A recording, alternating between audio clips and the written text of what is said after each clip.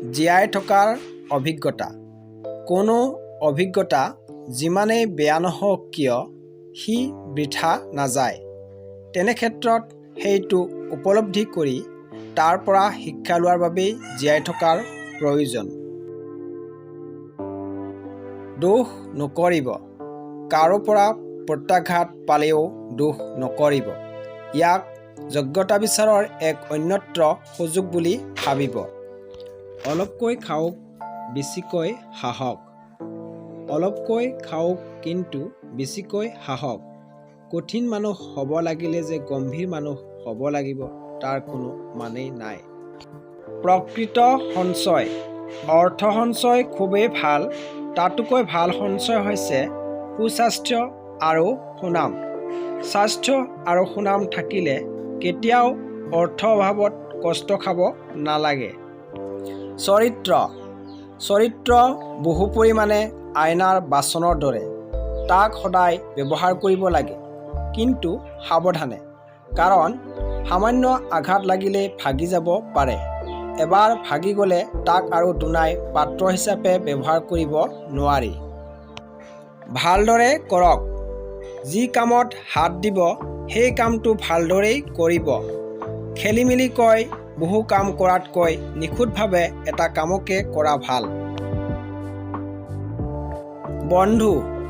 বন্ধুবৰ্গই সুখৰ দিনতহে আমাক চিনি পায়। আমাৰ বন্ধুবোৰক দুখৰ দিনত চিনা যায়। বন্ধু চিনিবলৈ হ'লে বিপদ আহিব লাগে। আশা নকৰিব।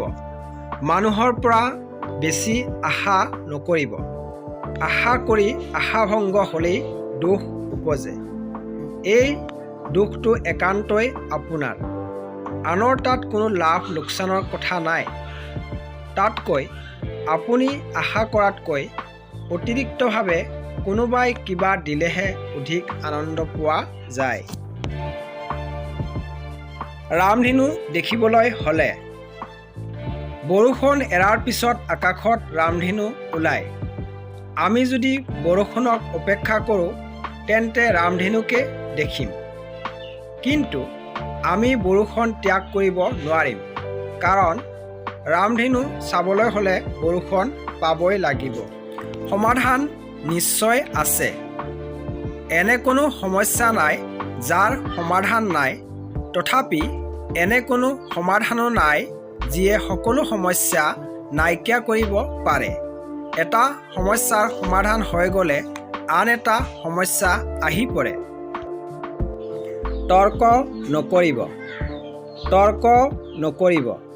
আপুনি তৰ্কত জয়ী হ'লে আনজন আপোনাৰ শত্ৰু হ'ব, আৰু তেওঁ জয়ী হ'লে আপুনি তেওঁৰ শত্ৰু হ'ব।